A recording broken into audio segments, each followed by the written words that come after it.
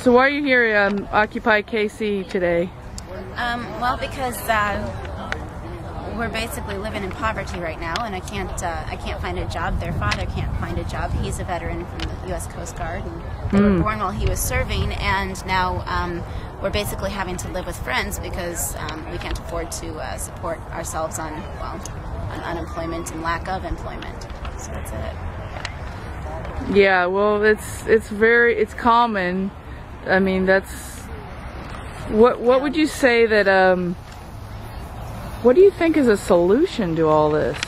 You know, honestly, I think there's got to be more than one thing done, but really there needs to be accountability at the top and more of a sense of personal responsibility than an interest in personal profit and the positions of responsibility. So I really think that's a major part of the focus that needs to take place.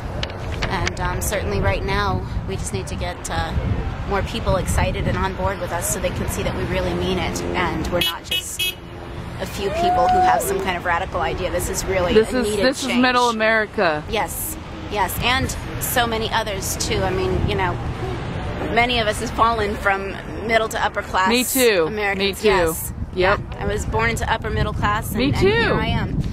Me too. I was one of among the upper class, middle to upper class. And you expected things were just going to get better, and you'd always have it good. But then obviously things were built in a way that it just all fell apart.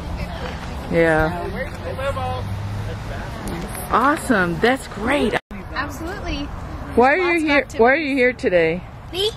Anyone? To make a difference. Make the world better for the kids. So what is wrong with our current American culture and society? I'm afraid of the American. I feel like the future's bleak, you know? Like when we get old, we're not going to have Social Security. There's just so much like greed and the economy's just collapsing, and it just makes me scared for what the world has to hold for my son, for me as I get older, for his kids. Right. You know, I don't. Greed is destroying the fabric of our lives, don't you think? Yeah. Like it's not fair that so many people have to work so hard to make a tiny bit of money when there are just a couple of people that have all the money, you know, like we are the 99%. And, you know, like, Jace, you would like to spend more time with Mommy, huh? And you have to work a lot, right? Yeah. Mommy and Daddy both have to work a lot. So I'm actually going through the same thing myself, is that I have decided that I will take that step of I want to create a self-sustaining future where I can spend time with animals, my children, and be a part of the land and nature. Absolutely. Instead of driving and using gas to go to a job that I hate. You know, like it doesn't really seem to make sense for me anymore to do that. So I have to restart. I'm going to conference. I mean, it's taken a lot, and I realize it's going to be a lot of pain involved. But I've given up industrial food. I've gone back to simple eating. Like if we can, Jace and I tried to get involved in like a community gardening program over this past summer. You know, like planting food. Yes. For the community, you know, like not just for ourselves, but for everyone around us. And I feel like if we can do things like that on a larger scale all over, yes, you know, like this is the future. Yeah, we're all coming to the same conclusion, so it must be true. Oh, absolutely. Yeah, and you know, and I'm excited. I'm excited that people are coming to this conclusion, that people are starting to kind of wake up to the fact that the future isn't what the corporations make it, you know, like it's so happy and like everything's fine. Well, everything's not fine. Yeah. It's scary. So, you know, here we can just do. We're just doing what we can, you know, just trying to make a difference. Cool. Getting the kids involved. Oh, Jace, yeah, we got grass in there, huh? All right, thank you very much. The blackout itself. The media blackout. Here, let's start over. What I'm gonna show you. Hey guys, The media blackout? Yeah, I mean, you couldn't say it's 100% because I've seen a little coverage, but I mean, Michael Jackson shouldn't be the top story. It should really be the top story. I mean, when events like this, hey, put the camera, you bloody fingers. He's silly. That's what caught my attention. If they're so deliberately ignoring it, why? Why are they ignoring it? And yeah, that's what you gotta I had ask. to start to get involved myself personally. And that's when you decided to get involved? Was when you realized the media blackout? It was an obvious form of censorship. It's like, why don't they want the people to know? And it was kind of nice to witness, actually. I guess people fear it in a great degree. They should fear censorship, but such a blatant display of it is proof that you're controlled on a level. Because then the world, see, the internet is now here for us to, as you know, right. They can't censor info. It's pathetic that I have to log on to Facebook to get a news story. You know, that's really pathetic. Thank you. But, social networking is good for something, I suppose. It's doing more than CNN or Fox is. Thank Fuck you. them both, left and right. What? Excuse me, children. Sorry. Yeah. I get carried away. I do too. I do too. I think we all do, and Yeah. I think that we should give ourselves a break and say that Yeah. we These are are being brainwashed. This Let's is a face nonpartisan it. issue. We're being brainwashed. It's nonpartisan. Regardless, you're liberal, you're conservative, you're gonna get F'd the same. Yeah. You can be. Don't go anywhere yet. This is based on wages. This is based on wages, and your beliefs don't dictate your wages. So I feel like it's a good thing that everybody can be included in. Do you need to go? Hello, my name is Tyler Crane from Kansas City, Missouri. I'm one of the organizers of the Occupy Kansas City movement. By no means a leader of the group. I'm just someone with a lot more free time to help facilitate this, to help organize it and help each other. And that's what this is about.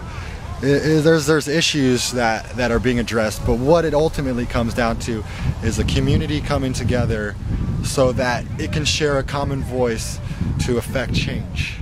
That's what this is about. You know, we're mad at the way corporations operate. We're mad at the way the Federal Reserve regulates our monetary system. We're upset with environmental policy and wars and on and on. The idea here is that we exercise our First Amendment right to peaceably assemble, to have a redress of grievances to our government. That's what this is about, to give every single person out there, no matter how disenfranchised or how isolated they feel from the rest of their community and peers, they get a voice. And that voice is so important to hear, because there are people that are against us for being against the Federal Reserve, and there are people who think that we don't have a cohesive message and therefore our movement is lost in its purpose. And again, I remind you that this is about the community. This is about every person having a personal and collective responsibility to increase the quality of life for everything around them, whether it's human life or natural life.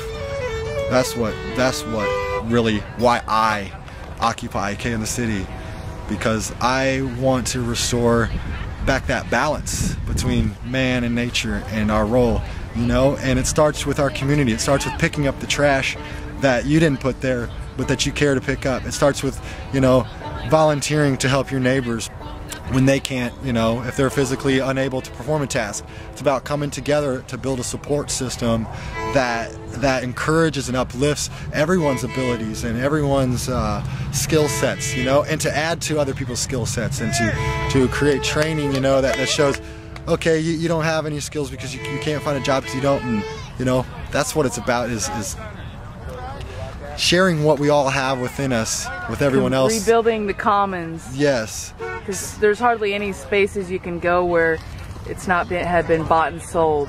Yes, exactly. It feels that way. And you know, we fortunately still have public spaces that we as a public are funding, that gives us a right to be there. They do have laws against, you know, certain public forums not being allowed, like say a post office or a military base, you know, because it disrupts the operations of the administrative side. You know, and obviously private property is on the owner's basis whether we can be there or not. But yes, it's about reclaiming everything that's been stolen from us by a very, very small group of men and women on this planet who have a very narrow-minded view about how things should be controlled and what each person's life is valued. You know, we're revaluing our lives. We're not numbers, we're not commodities, we're not cattle to be exchanged in a market. You know, an issue I like to bring up is privatizing prisons that add corporate labor force to manufacturing that is underpaid, underrepresented, no rights, no benefits, and people are profiting from that. It's modern day slavery, and you know, a lot of people don't know that or see that. You know, that's how far our corporations have gone in an effort to make a buck, to make a profit. It's part of the public good.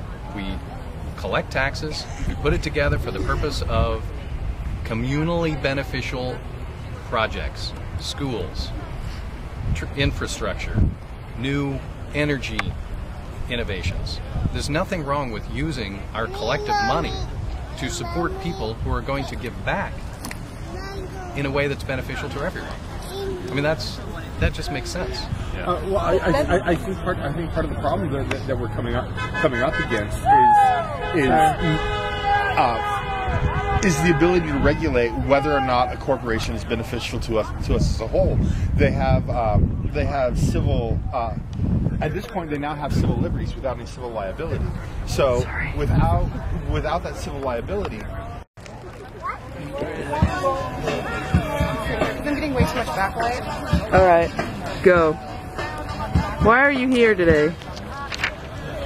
I'm a small business owner and entrepreneur.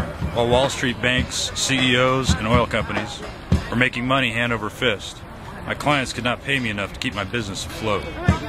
While standards of living increased and day-to-day expenses climbed, the average citizen makes less for more work. Baby boomers retire comfortably.